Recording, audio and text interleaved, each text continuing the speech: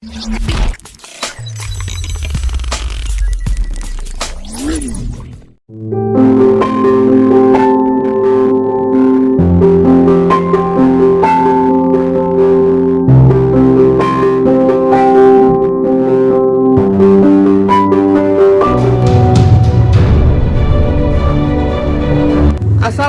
warahmatullahi wabarakatuh. Saya Arif Rahmat Said. Saya adalah Ketua Ikatan Pers Mahasiswa Jakarta.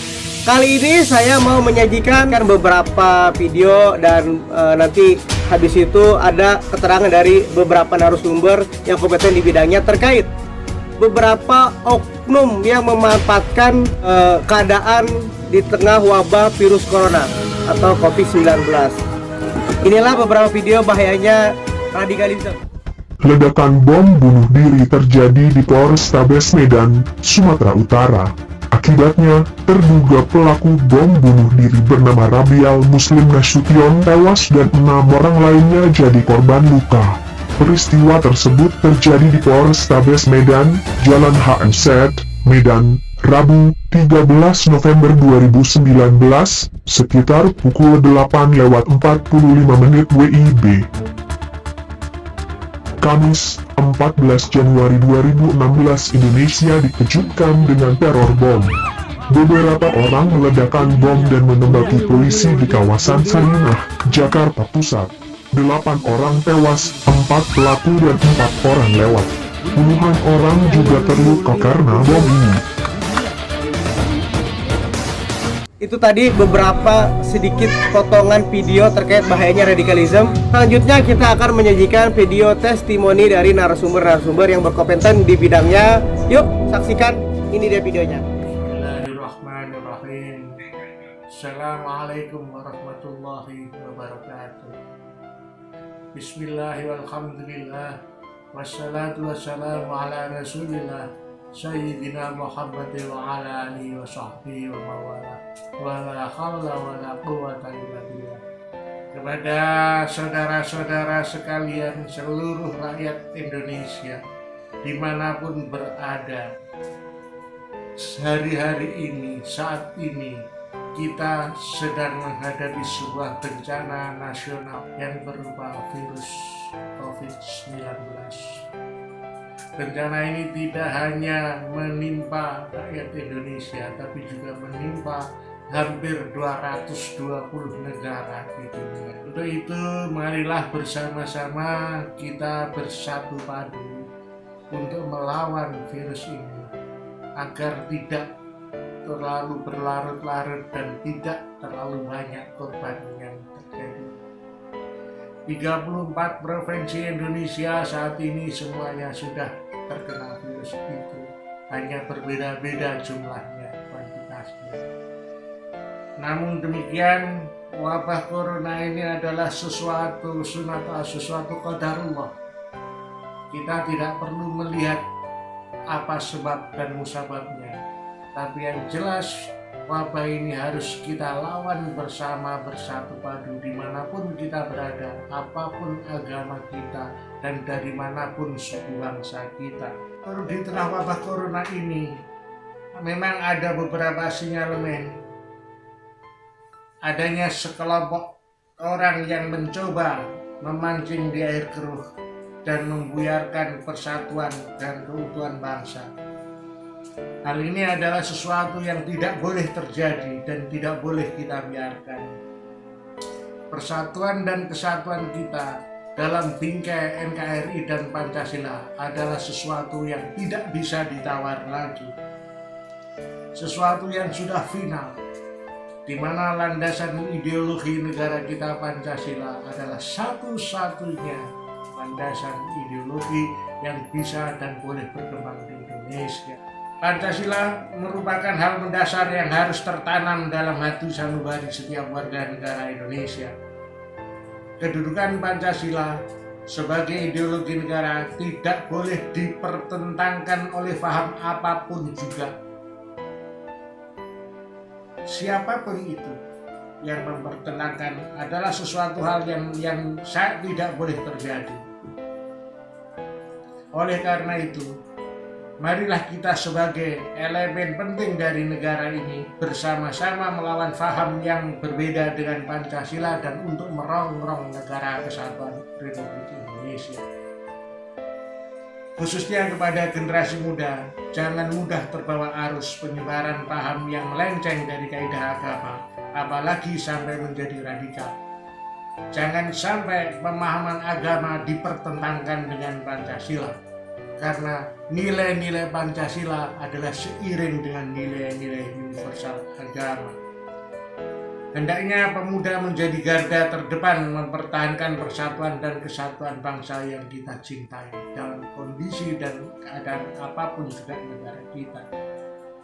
Saya Abdul Fattah, Sekretaris Jenderal Dewan Pimpinan Pusat Ikatan Pesantren Indonesia, mengajak kepada segenap masyarakat dan bangsa Indonesia, mari bersama-sama kita jaga persatuan dan kesatuan di tengah wabah yang sedang melanda negeri kita dengan tetap tenang dan mendukung segala upaya yang dilakukan pemerintah untuk menanggulangi semua ini. Wallahul muwaffiq ila aqwamit thoriq. Wassalamualaikum warahmatullahi wabarakatuh. Terima kasih.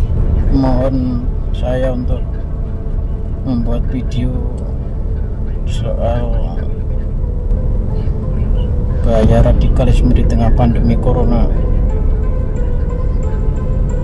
Bagaimana perkembangan kelompok radikalisme di Indonesia? Kita lihat akhir-akhir ini kelompok radikalisme memang semakin bertumbuh di Indonesia. Kita ketahui baru-baru ini kita dihadapkan berbagai kelompok radikalisme yang dianggap memiliki ideologi transnasional, di mana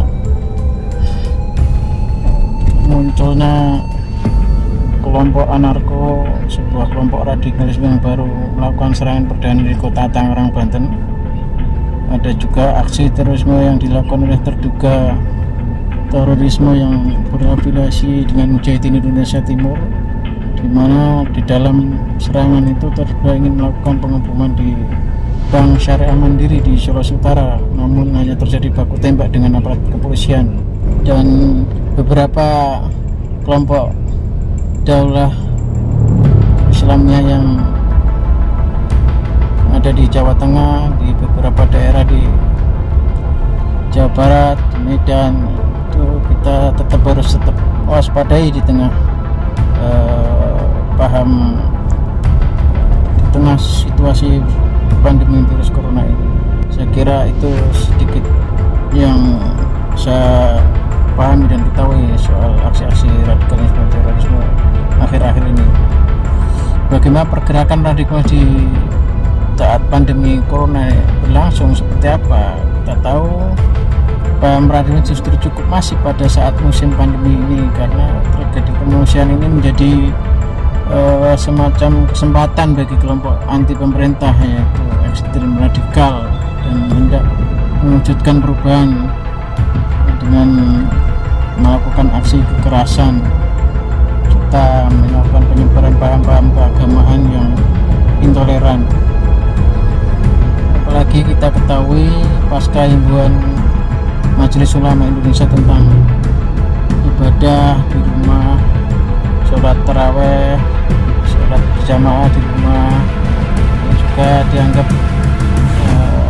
oleh kelompok mereka justru dianggap memicu intoleransi ya bagi penganut paham radikalisme, yang mana dengan referensi politik tertentu biasanya mereka melakukan sebuah penyebaran kebencian dan hoax yang mana anti terhadap fatwa MUI tersebut. Inilah keburukan yang dimanfaatkan oleh kelompok radikalisme untuk kepentingan politik tertentu, saya kira, untuk menghalalkan segala cara demi keberhasilan kelompok mereka sendiri. Dan di tengah-tengah pandemi COVID-19 semata-mata ini utamanya kelompok ideologi Trans ini nasional ini yang anti Pancasila dan hanya membuat Indonesia tidak mampu menjaga persatuan dan kebinekaan. Tapi mereka juga kian mulai masif ke beberapa daerah. Sejauh mana persebarannya virus radikal dibanding virus corona? Menurut hemat saya sama-sama bahaya, tapi sangat berbahaya penyebaran virus radikalisme. Ya kalau dibandingkan itu bisa 70-30%, radikalisme bisa dianggap 70%, sangat berbahaya, bahkan bisa 100% dibanding virus corona. Virus corona saya kira semua bisa ketahui bagaimana persebarannya dan antisipasinya sementara. Sedangkan berdasarkan pengamatan Pundes, radikalisme lihat masifnya saja di lapangan, namun di berbagai media kelompok ini memang menebarkan informasi tentang kebijakan pemerintah yang tidak benar atau dianggap ideologi khilafah ini dan lain sebagainya adalah solusi untuk mengatasi COVID-19. Itu bagi kelompok mereka memang selalu mendengungkan khilafah sebagai solusi, sebagai upaya untuk selalu menebarkan paham-paham khilafah secara masif.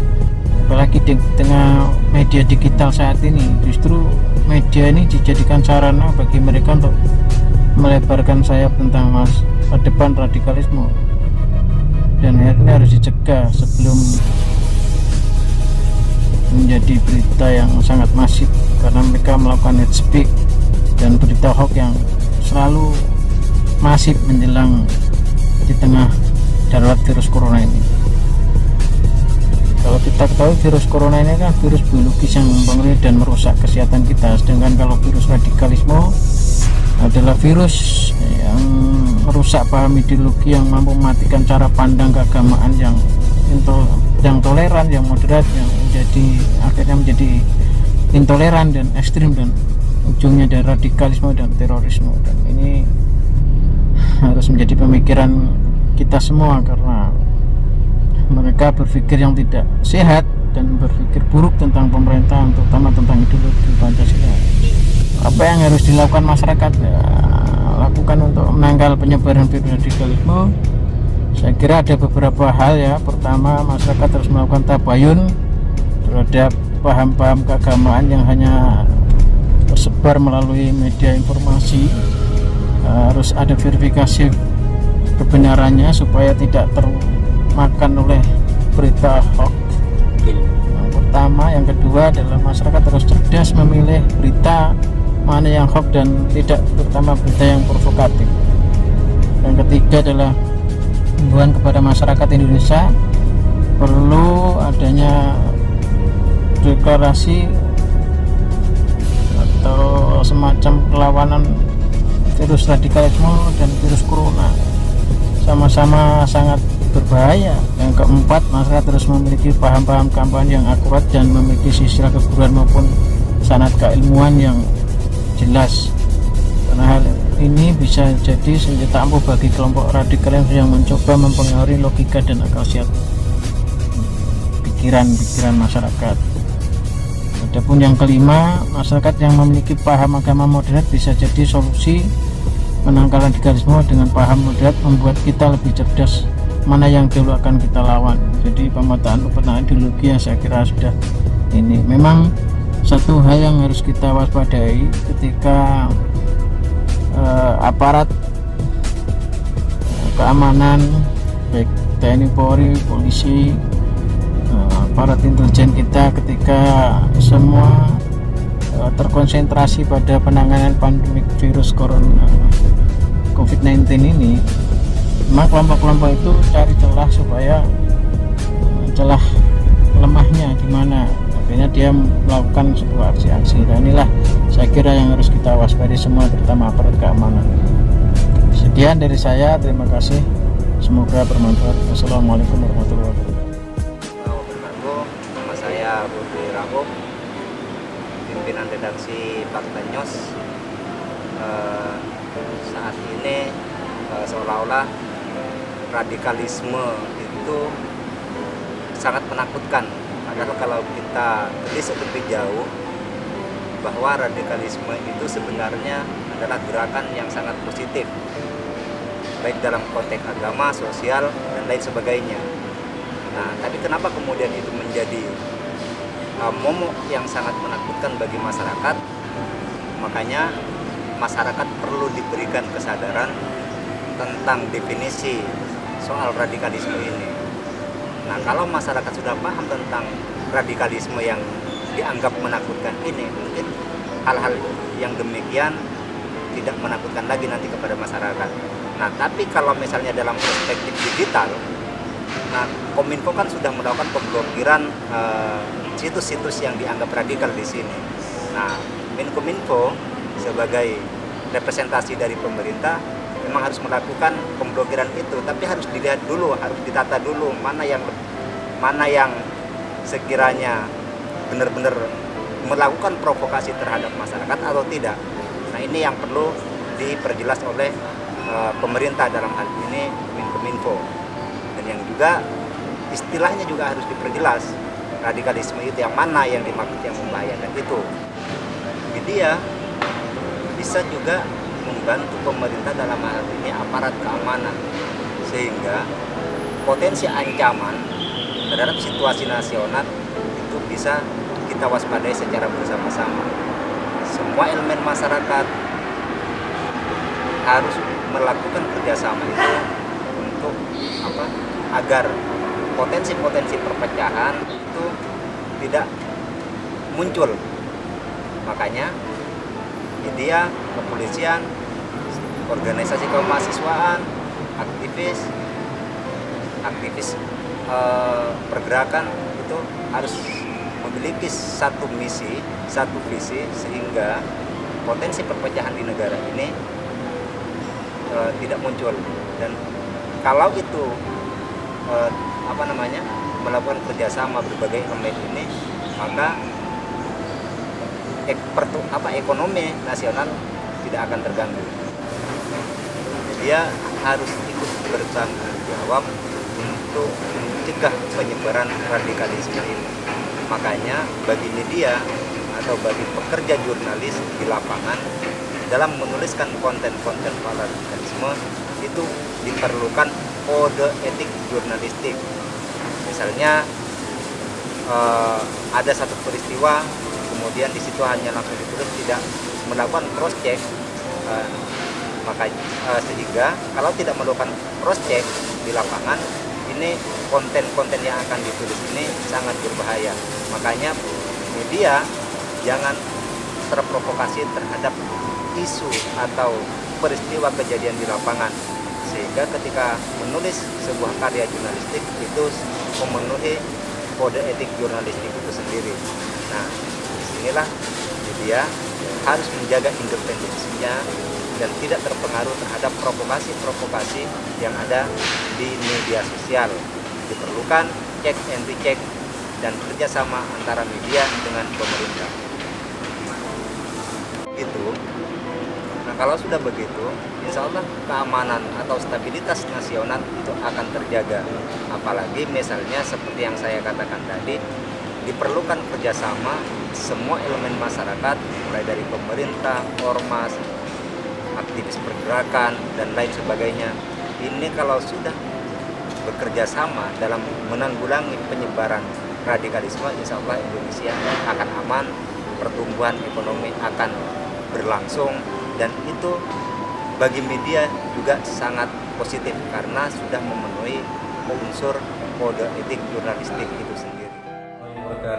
Saya Tubagus Rahmat Sukendar, Ketua Umum Badan Peneliti Independen Kekayaan Penyelenggara Negara Pengawas Anggaran Republik Indonesia. Di situasi mewabahnya virus COVID-19 di mana sudah sampai ke 34 provinsi, kita sebagai warga masyarakat turut prihatin dengan semakin banyaknya korban terkait dengan COVID-19. Tentu wabah corona ini harus kita lawan secara bersama-sama,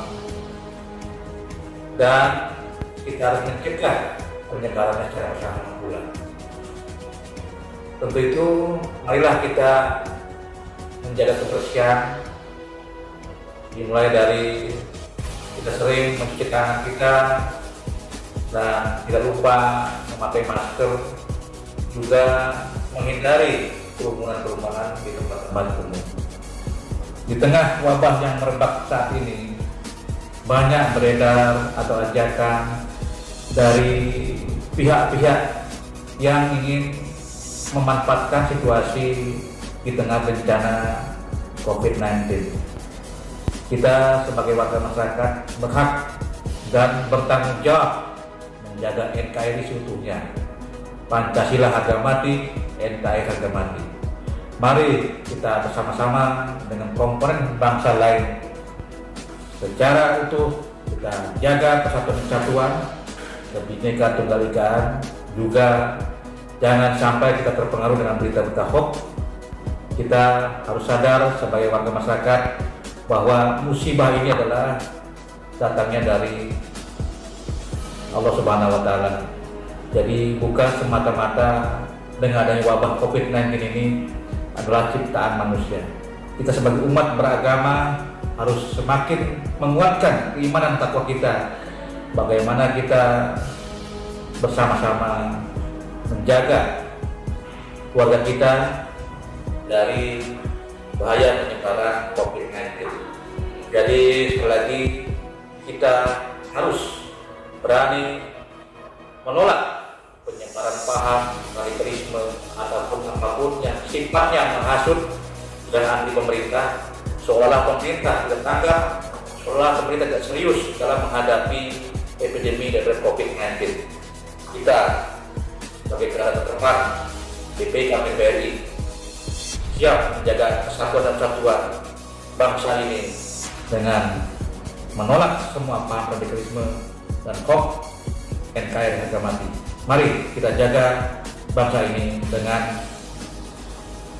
semangat juang kita dan melawan COVID-19. Semoga COVID-19 akan segera hilang dan berlalu dari Indonesia. Kita doakan secara bersama.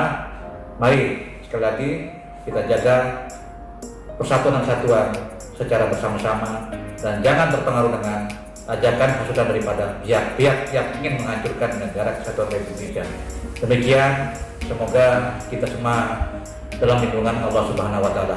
Wabillahi taufiq wal hidayah. Wassalamualaikum warahmatullahi wabarakatuh. Tadi dia video dari narasumber-narasumber yang berkompeten di bidang itu. Saya, Ketua IPMJ, mengingatkan tentang bahayanya radikalisme. Saya berpesan kepada seluruh insan pemuda milenial untuk pintar-pintar memilih video, berita, informasi agar tidak terjerumus ke dalam bahayanya radikalisme. Terima kasih sudah menonton video. Sampai jumpa kembali di video-video kita selanjutnya.